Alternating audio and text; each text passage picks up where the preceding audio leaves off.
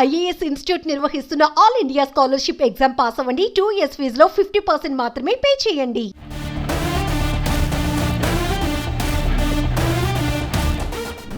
అభిమానం ఎవరికైనా ఉంటుంది. దాన్ని చాటుకోవడంలోనే ఎవరి స్టైలు వారిది.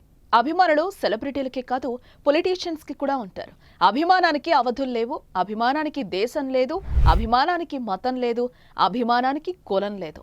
అందుకే ఎక్కడో అమెరికాలో తన అభిమాన నాయకుడు కలిస్తే ఇదిగో ఇక్కడ సెలబ్రేషన్స్ చేసుకుంటున్నారు.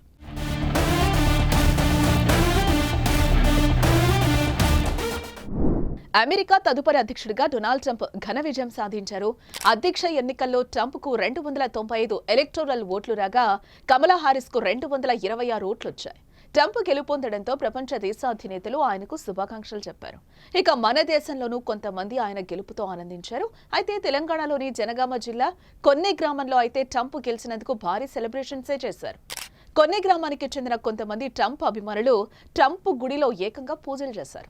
ట్రంప్ గుడి ఏంటి అని ఆశ్చర్యపోతున్నారా? అదే మరి విశేషం.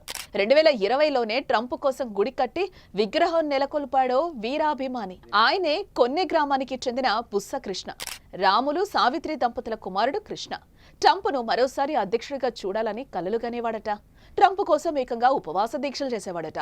అయితే గత ఎన్నికల్లో ఓడిపోవడంతో తీవ్ర మనస్తాపానికి గురైన కృష్ణ 2020 అక్టోబర్ 11న కన్నుమూశాడు. అంతేకాదు 2019లో కృష్ణ పెట్టిన ట్వీట్కు ట్రంప్ స్పందించడం మరో విశేషం. మీరంటే ఇష్టం, మిమ్మల్ని కలవాలనుంది అని కృష్ణ ఎక్స్లో పోస్ట్ పెట్టాడు. ఆ పోస్టుకు డొనాల్డ్ ట్రంప్ స్పందించారు. దీంతో కృష్ణ చాలా సంబరపడిపోయాడట. ట్రంప్ టీషర్ట్లనే ధరించేవాడట. అలాగే తన ఇంటి నిండా అమెరికా అధ్యక్షుడి పోస్టర్లు, స్టిక్కర్లు అతికించి పెట్టుకునేవాడు.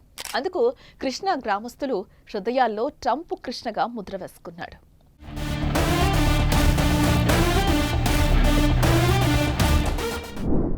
ఇక తాజా ఎన్నికల్లో ట్రంప్ అధ్యక్షుడిగా విజయం సాధించడంతో గ్రామస్తులు తమ ట్రంప్ కృష్ణను గుర్తుకు తెచ్చుకున్నారు. అంతటితో ఆగిపోలేదు. కృష్ణ బతికుంటే ఎంతో సంతోషించేవాడు కదా అని భావించారు.